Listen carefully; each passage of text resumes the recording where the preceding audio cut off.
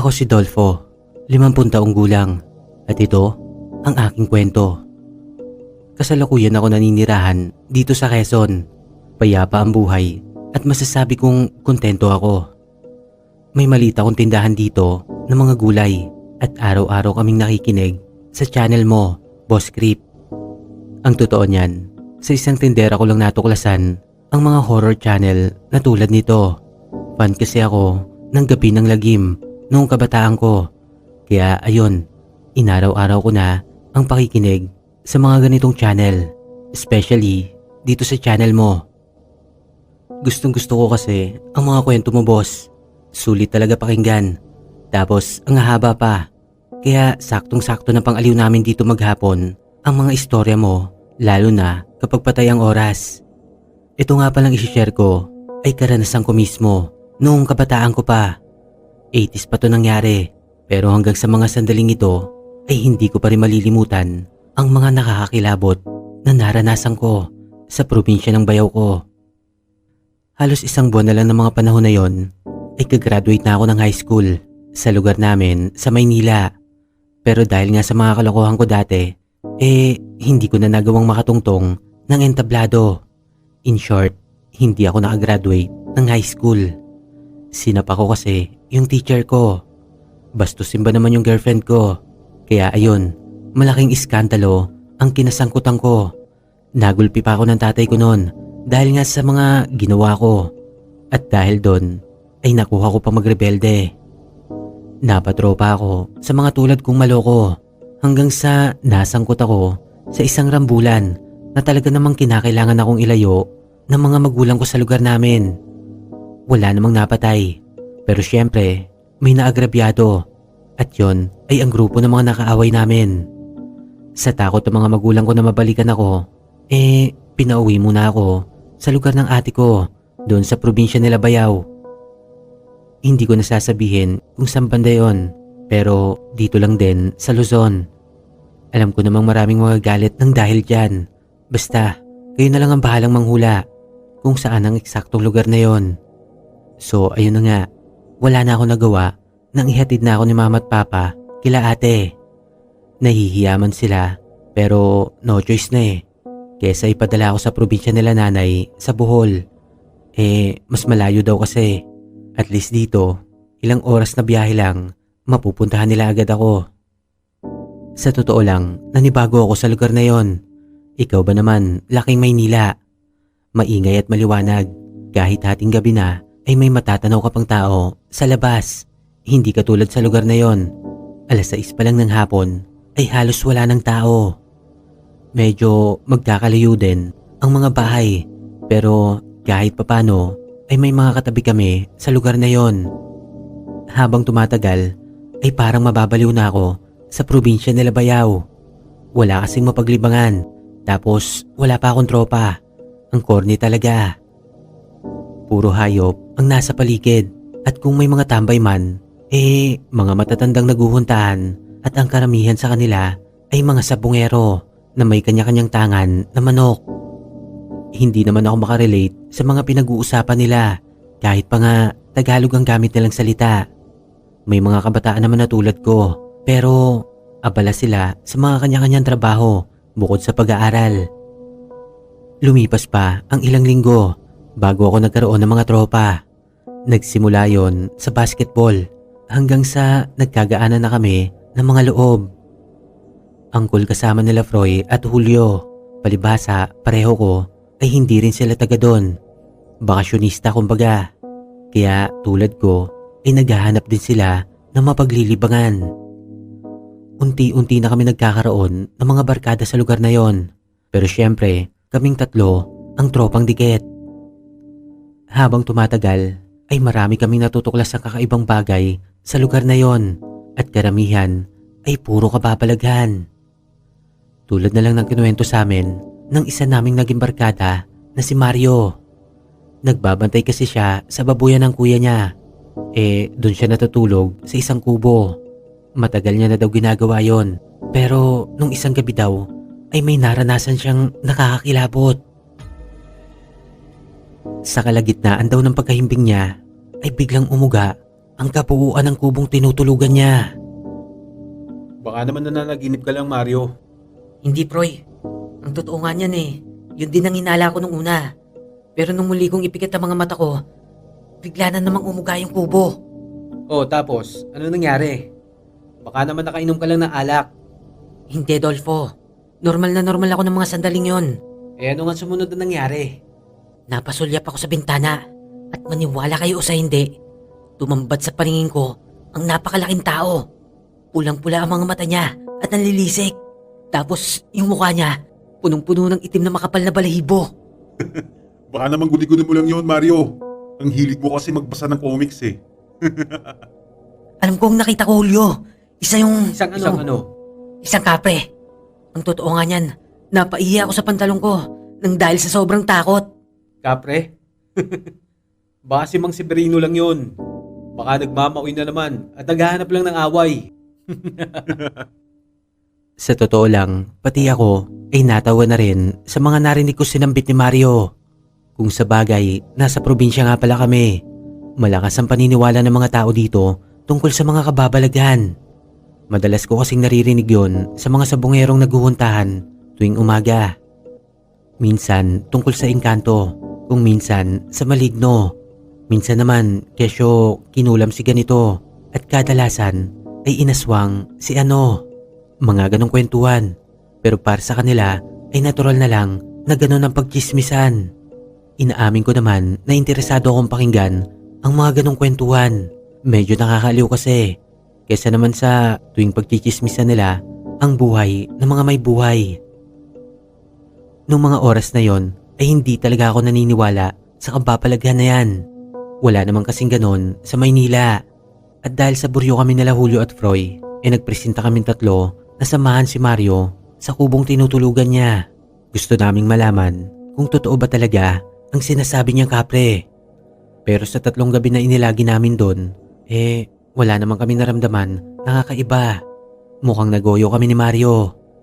Kaya sa buwisit namin ay iniwasan na namin si Ungas. Dumating pa nga sa punto na nakaaway namin siya. Ang gago, pinagbintangan ba naman kami sa pagkamatay at pagkawala ng ilang binabantayan niyang baboy. Hanggang sa nakaabot na kami sa barangay. Doon ay pinagkasundo kami. Pero hindi na naibalik ang pagsasamahan namin tulad dati na medyo malapit sa kanya. Lumipas pa ang ilang araw. Nalaman na lang namin na dumadami na ang reklamo sa barangay. Mga nawawalan ng alagang hayop at ang iba sa mga yon ay natatagpuan na lang sa di kalayuan. Luray-luray ang katawan at kadalasan ay wala ng laman loob. Siyempre, naapektuhan kami sa mga pangyayaring yon. Alam kasi ng karamihan na kami ang pinagbibintangan ni Mario nung nakaraan. Tamang hinala na tuloy ang iba pa. Sa muling pagkakataon ay pinatawag na naman kami sa barangay. Buwisit talaga tong si Mario. Ginawa pa kaming mga kriminal. Sa huli ay wala rin naman silang napala. Wala naman kasing ebidensya. At saka ano naman ang gagawin namin sa mga hayop na yon. Isa pa, tuwing gabi ay nasa loob na kami ng kanya-kanyang bahay namin. Kaya't kahit ang mga miyembro ng aming pamilya ay pinagtatanggol na rin kami. Hanggang sa isang araw ay may pumutok na balita sa barangay. May isang buntis daw ang nabiktima ng aswang. Natagpuan na lang daw ang bangkay nito sa loob mismo ng kanilang bahay.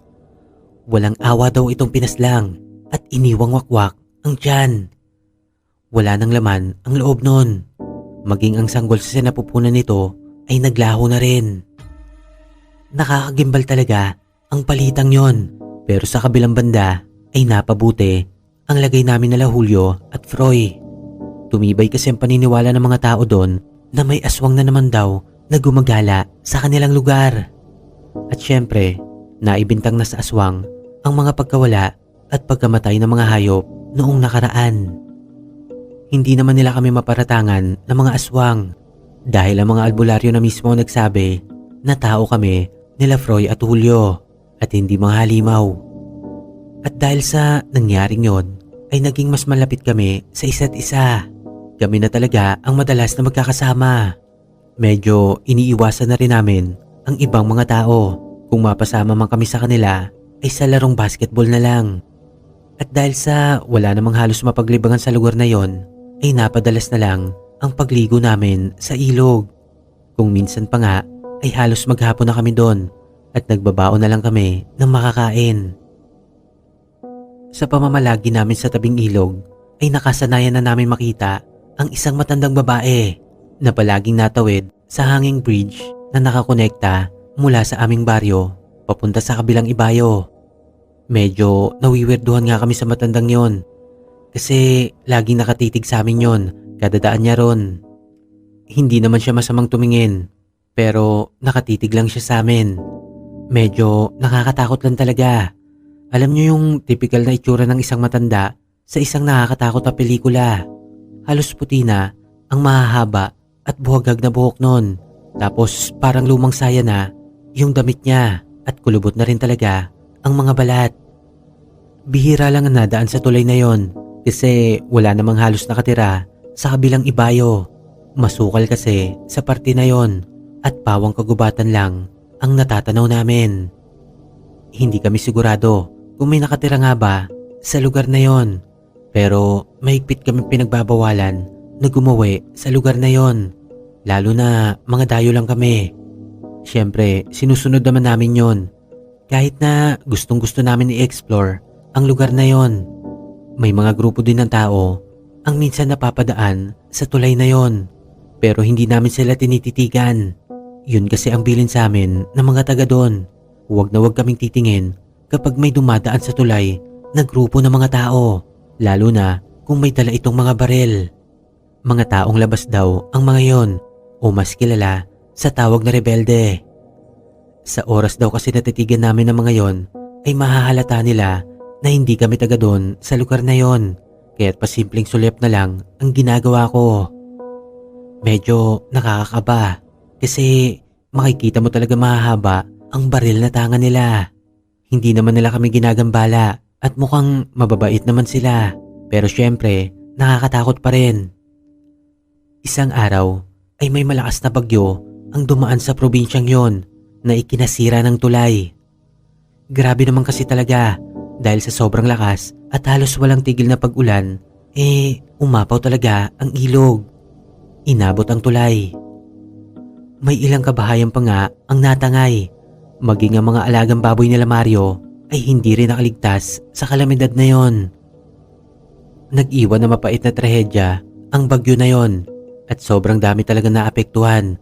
Sa laki ng gastos ng gobyerno, hindi na nila nagawang ipaayos ang nasirang hanging bridge. Wala na tuloy tawiran tungo sa kabilang ibayo.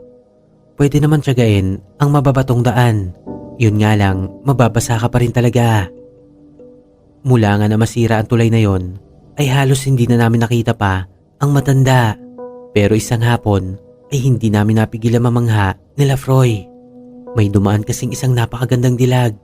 Grabe, kakaiba ang babaeng yon. Pinay na pinay ang datingan, pero sobrang simple lang ng kasuotan. Makaluma nga pero hindi kayang takpan nun ang kakaibang karisma ng dalaga. Sa aming tatlo ay si Julio ang tinamaan ng gusto. Kung sa bagay, hindi naman maikakaila na bagay sila. Gwapo si Julio at napakaganda din naman ng dilag na yon. Kaya hindi na kami umasa ni Froy. Pero syempre, humahanga pa rin kami dalawa. Nang mga sumunod na araw, ay patuloy pa rin namin nakikita ang magandang dalagang yon. Kinakantsawan nga namin si Julio kasi hanggang tingin na lang siya sa babae. Ang sagot niya naman ay nag-aalangan daw siya. Mahirap na kasi baka anak yon ng isa sa mga rebelde. Pero isang hapon ay nakakuha ng pagkakataon si Ungas. Nang mapansin namin na tila hirap ang dalaga sa tangan nitong malaking bayong. Malakas din ang agos sa ilog ng mga oras na yon, kaya't hindi na nagdalawang isip si Julio. Patakbo niyang nilapitan ang babae. Siyempre, napasunod na kami ni Froy. Sa totoo lang, mailap na babae yun. Halos ayaw nga kami pansinin at tuloy-tuloy pa rin ito sa pagtawid sa ilog. Pero determinado talaga ang kaibigan namin si Julio. Kaya alam na. Abot tenga ang ngiti ni Kumag nang makausap niya ang dalaga. Ang pangalan pala nun ay Mila. Bagay na bagay sa ganda niya, milagrosa, kumbaga. Napadalas na ang ganong pangyayari. Nasa 3 hanggang 4 na beses na tumatawid ng ilog si Mila sa loob ng 1 linggo. Kung minsan pa nga, sinasamahan na siya ni Julio sa bayan para bumili ng mga kailangan nito. Pero nagtataka lang ako kasi ang madalas lang naman nalaman ng bayong nito ay buhay na manok. Yung parang 45 days na nabibili sa palengke. Pero hindi ko na masyadong binigyan ng pansin yon. Mas nakafocus kasi kami sa kaligayahan ng kaibigan naming si Julio. Jack pa talaga si Ungas kasi habang tumatagal napapansin naming napapalapit na siya kay Mila. Isang araw ay inapoy ako ng lagnat kaya hindi muna ako nakalabas ng bahay. Paniguradong nasa ilog na naman ang 2 Kumag. Dumaan daw kasi sila kanina sa bahay habang natutulog pa ako. Siguro yayayain ako ng mga yon. Sinabihan na lang sila ni ate na may sakit ako. Bad trip talaga. Hindi tuloy ako makagala. Kinabukasan ay nagulat na lang ako nang magpunta ang mga magulang ni Julio sa bahay namin. Kasama nila si Froy at ang nanay niya. Hinahanap nila si Julio. Nagpapakasakali lamang daw sila na nasa bahay ang kaibigan kong yon. Napakunot pa nga ang ulo ko, sabay tanong kay Froy. Sila magkasama kahapon Bakit sa bahay nila hanapin si Julio? Ang sabi niya, oo nga't magkasama sila kahapon. Pumunta sila sa ilog pero nang dumaan si Mila mula sa kabilang ibayo, sumama na si Julio sa dalaga patungong palengke. Siyempre, makakaistorbo lang siya sa diskarte nung isa kaya napagpasyahan niya na lang na umuwi ng bahay. Hindi niya naman daw akalain na hindi na uuwi si Julio. Galit na galit pa nga ang tatay nito kasi naisip nila nagtana na ang anak nila. Noong mga panahon na yon, nasa 16 anyos lamang kami. Masyado pang hilaw, kumbaga. Lumipas ang ilang oras pero wala pa ring Julio ang nagpapakita. Doon na nagpasya si Mang Oscar na hanapin sa kabilang ibayo si Julio. Siyempre, sumama kami ni Froy. Tama nga ang hinala namin. Pawang mga puno at kasukalan lang ang meron sa kabilang ibayo. Pero masikap pa rin namin na hinanap si Julio. Julio, anak! Julio! Nasaan ka na? Julio! Mga ilang oras na rin kami naghahagilap nang matanaw ko sa di kalayuan si Mila. Kaagad kong tinawag si Froy at sila Mang Oscar. Mabilis naming sinundan ang dalaga. Pero nawala din ito sa paningin namin hanggang sa makarating kami sa tila isang kuwebang maliit. Sigurado ako nasa loob noon si Mila dahil napansin kong doon siya pumasok. Nasa entrada pa lang kami ng lagusan ay may umalingasaw na nakakaibang lansa. Grabe, halos hindi yung matanggap ng sikmura ko. Pero iba si Mang Oscar. Determinado talaga ang matanda na mahanap ang anak niya, kaya't hindi niya alintana ang mabahong amoy sa paligid. Akmang papasok na sila sa kuweba nang bigla kaming mapaiktad sa gulat. Paano ba naman? Biglang may nagsalitang matanda sa aming likuran. Anong ginagawa niyo sa lugar na ito, mga amang? Putya naman lola, nakakagulat naman po kayo. Magandang hapon po. Nawawala po ang binatilyo kong anak na si Julio. Baka napansin niyo siya. Julio, wala akong napansing binatilo sa lugar na ito. Ganun po ba? Baka may kilala po kayong Mila. Dito daw po nakatira ang dalagang yon. At malamang, kasama niya na ang anak ko si Julio. Pasensya na kayo mga amang. Nag-iisa lamang ako naninirahan sa lugar na ito. At wala akong kilalang Mila. Sa totoo lang, nakaramdam ako ng pagdududa sa matandang babae na yon. Malamang kasi na anak o apo niya si Mila. Siya lang naman kasi ang madalas naming nakikita dati na tumatawid sa tulay. Pero na masira yon, si Mila na lang ang nakikita namin. Siguro hindi na makatawid ang matanda sa ilog, kaya ang apo niya na lang ang inuutusan niya sa bayan. Lola, ano po bang meron sa kuwebang yan? Bakit ang baho po ng amoy? Ah, yan ba? Abay, kung ako sa inyo, ay hindi ko napapasukin ang kuwebang yan. Maraming mababangis na hayop ang naglulungga dyan. Madalas ay dyan nila dinadala ang mga nabibiktima nila. Mas makakabuti kung lilisanin nyo na ang lugar na ito. Lalo na't malapit ng kumagat ang dilim. Ganun po ba? Maraming salamat po, Lola. Sakaling makita niyo ang anak ko si Julio, nakikiusap po ako. Baka po sakaling masamahan niyo siya pabalik sa aming baryo. Tatanawin ko po itong malaking utang na loob. Matapos ang tagpong yon, ay pinagpatuloy pa rin namin ang paghahanap sa ibang lugar. Pero sumapit na lang ang pagkagat ng dilim, ay bigo pa rin kaming mahanap si Julio.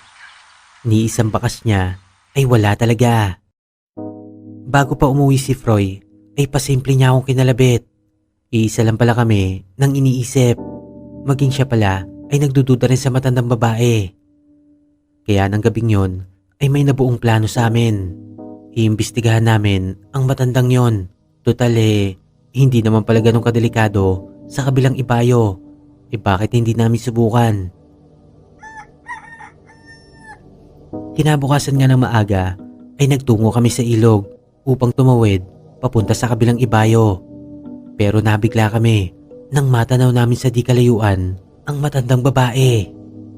Tinatawid nito ang ilog. Namangha kami kasi tuwing umaga ay high tide ang tubig. Pero baliwala lang sa kanya yon. Malakas pa sa kalabaw ang matanda.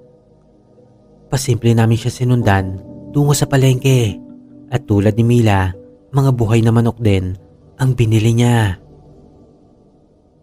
Unti-unti nang tumitindi ang hinala namin na konektado nga siya sa dalaga.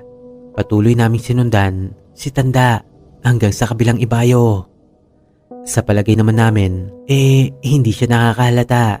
Pero kinabahan kami ni Froy nang tahakin na matanda ang daan tungo sa kuweba. Kung ano-ano na ang pumasok sa isipan namin.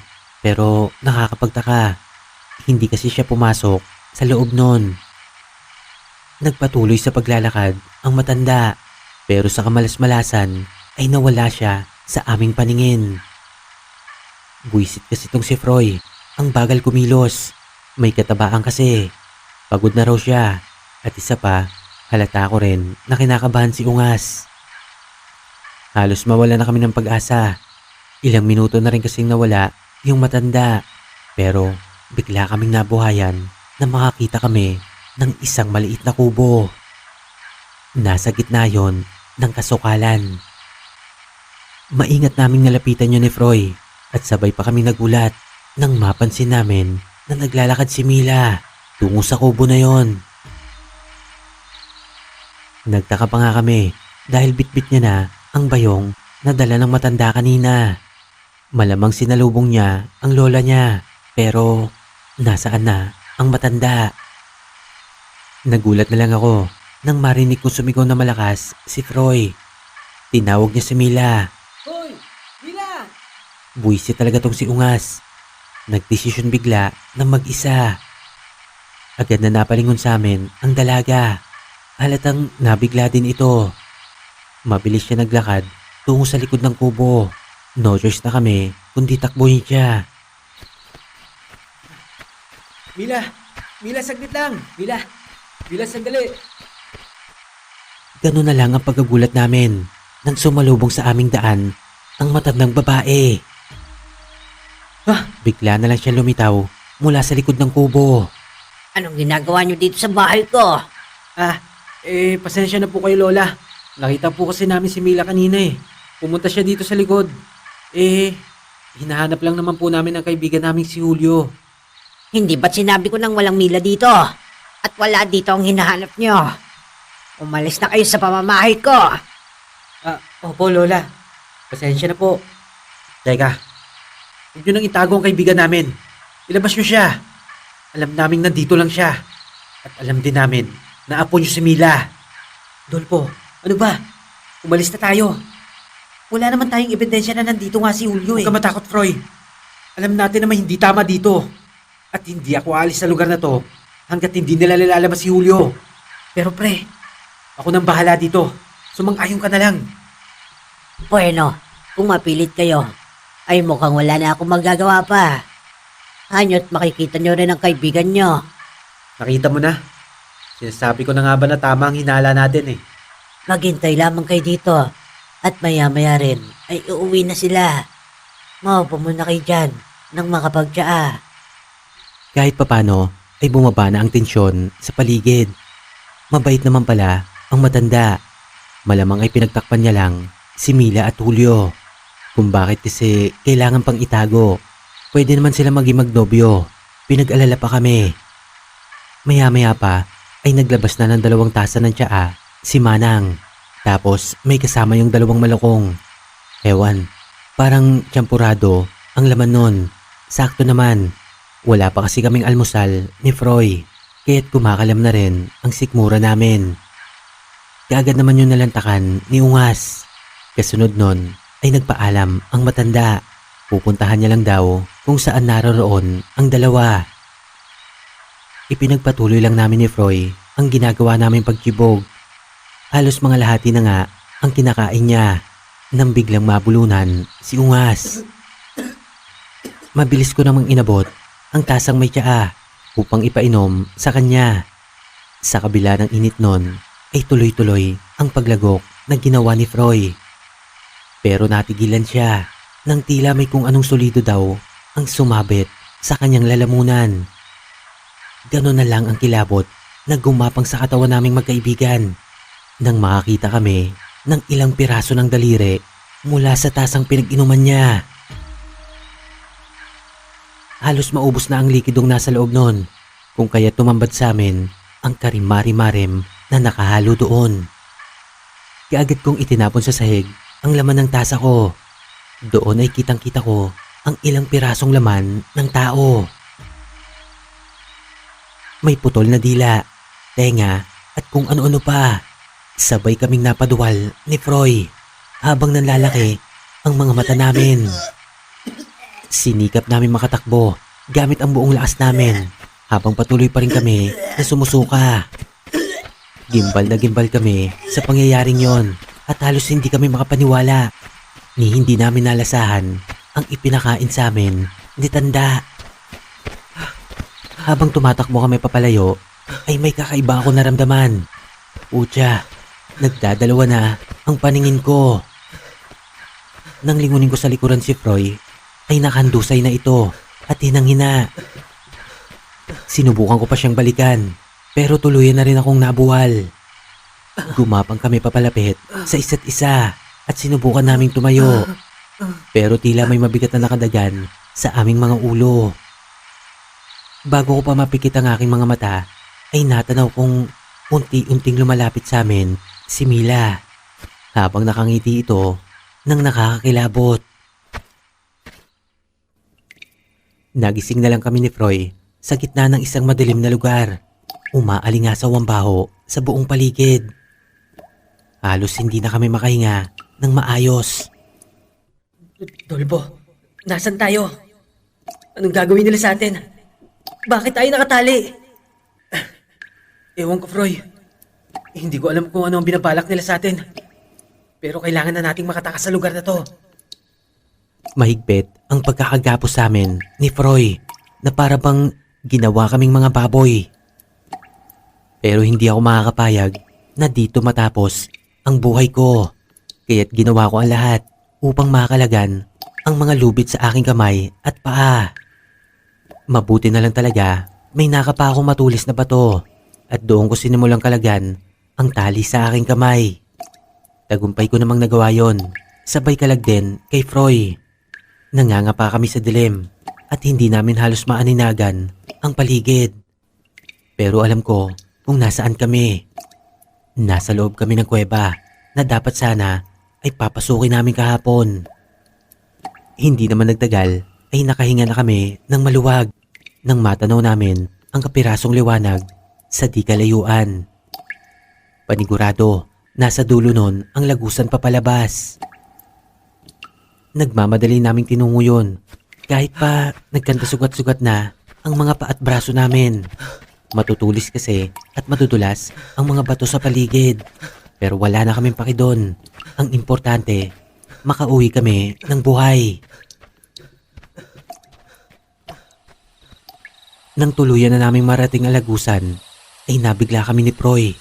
Natanaw kasi namin sa di kalayuan ang tila nagbabantay na si Julio. At sa hindi ko maipaliwanag na dahilan, ay nanlilisik ang mga mata nito na tila wala na sa katinuan. Julio? Julio, nandito ka lang pala.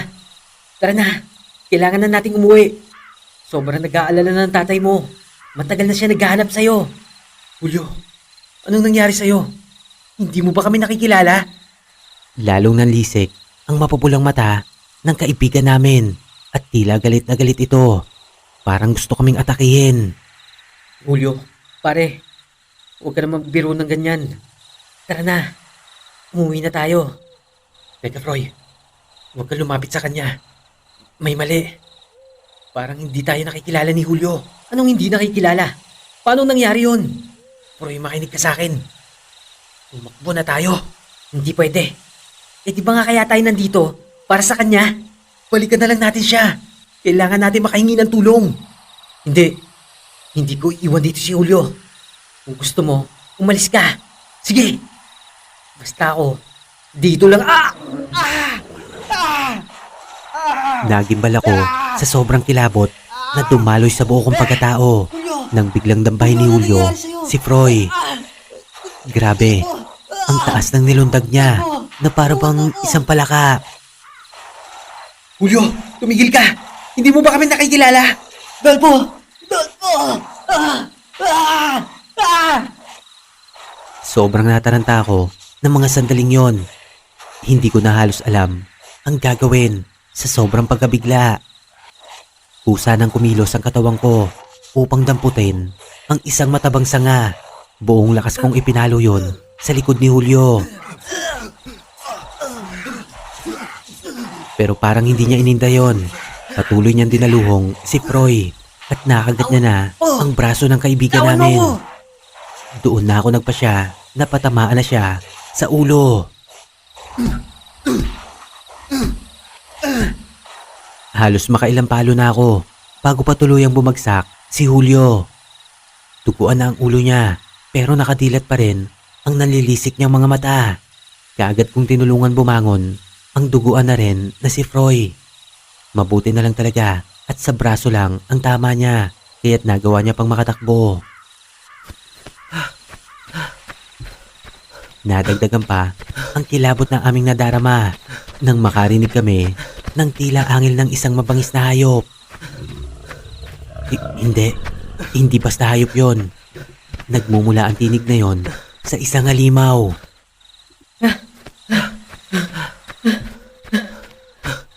Dolpo!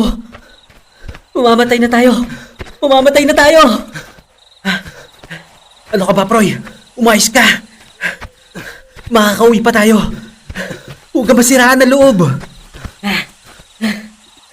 Aswang si Mila at yung matanda. Nahawa na si Julio sa kanila. Wala tayong laban sa kanila, Dolfo. Mamatay na tayo dito. Wala akong plano mamatay sa kasukalang ito, Froy. At kung ganun ka rin, bilisan mo na lang pagkilos mo. Nagpatuloy kami sa pagtakbo ni Froy. Wala nang lingon-lingon. At kung saan kami patungo ay hindi na namin alintana pa. Basta ang importante ay makalayo kami sa malaimpyernong lugar na yon. Nakahinga na lang kami na maluwag nang makarinig kami ng lumalagaslas na tunog ng tubig. Isa lang ang ibig sabihin nun. Malapit na kami sa ilog. Halos itulak ko na si Froy. Sobrang bagal niya kasi kumilos. Bukod kasi sa mataba niyang pangangatawan, patuloy pa rin ang pag-agos ng dugo niya mula sa kagat na ginawa ni Julio. Mistulang inapuyan ang mga puwet namin nang makaramdam kami na may kung anong nilalang ang mabilis na sumusunod sa aming likuran. Naloko na. Papalakas ng papalakas ang angil nun. Malapit na talaga kaming maabutan. Dolpo, yun ang ilog. Natatanaw ko na siya. Bilisan mo pa. Huwag titigil, Proy. Diretso talo na. Paano kung mataas yan? Baka mga bato ang bagsakan natin. Mas gugustuhin ko mamatay sa aksidente. Kesa naman unti-unti ako lapain ng mga halimaw na yan. Sa unang pagkakataon ay nakakitaan ko ng determinasyon sa mga mata si Froy. Buo na ang desisyon namin. Tatalong kami sa bangin na yon. Bahala na kung ano ang nasa ibaba. Sa isip-isip ko ng mga sandaling yon, swertihan na lang talaga. Kung oras na namin, wala na kami magagawa pa. Kesa unti-unti naman kami lapangin nila Julio. Mas mainam na to. Kitang-kita ko ang pagbulusok ni Froy mula sa ere tungo sa ibaba ng bangin. Ganun na din ang ginawa ko. Buong lakas akong lumundag at sa pagkakataon na yon ay natanaw ko na ang babagsakan namin mula sa itaas. Salamat talaga sa Diyos dahil tubig yun. Ngunit tila tumigil ang mundo ko nang napansin kong nagtuloy-tuloy sa pagkahulog si Froy. Samantalang ako ay nasa ere pa rin. Noong una ay inakala kong sumabit lang ako sa kung saan. Pero halos panawan ako ng ulirat. Nang mapatingala ako, nakita ko ng malapitan ang itsura ng isang halimaw na naglalaway. Putya, nataklot niya ang damit ko.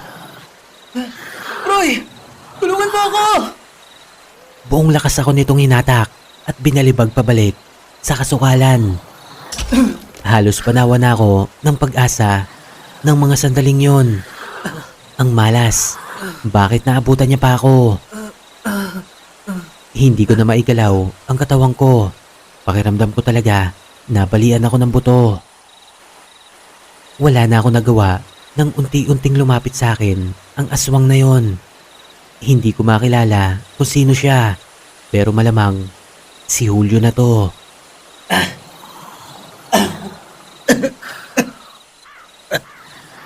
Julio!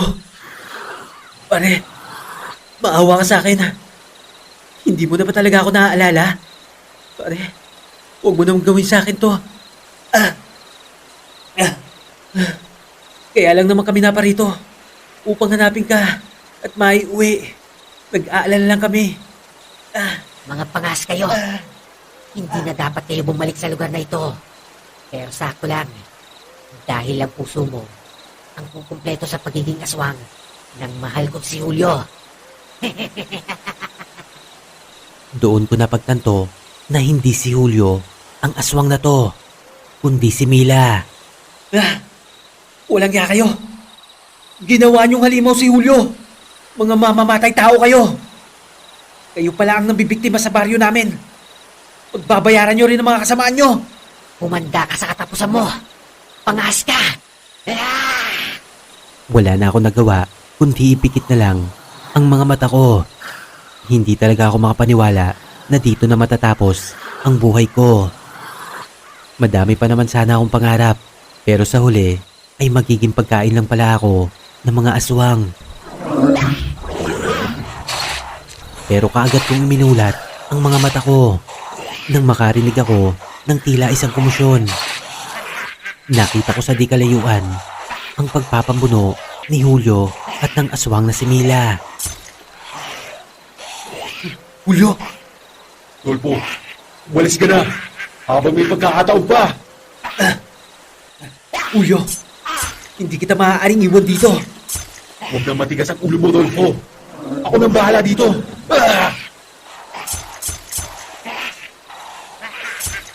Sa kabila ng panghihina ay sinikap ko pa rin makagapang tungo sa bangin. Kitang-kita ko na hirap si Julio sa pagsagupa sa aswang na yon. Salamat sa Diyos at kahit papano ay nakikilala niya pa rin ako. Tagumpay ko na ihulog ang nangihina ko ng katawan sa bangin na yon hanggang sa bumagsak ako sa rumaragasang tubig.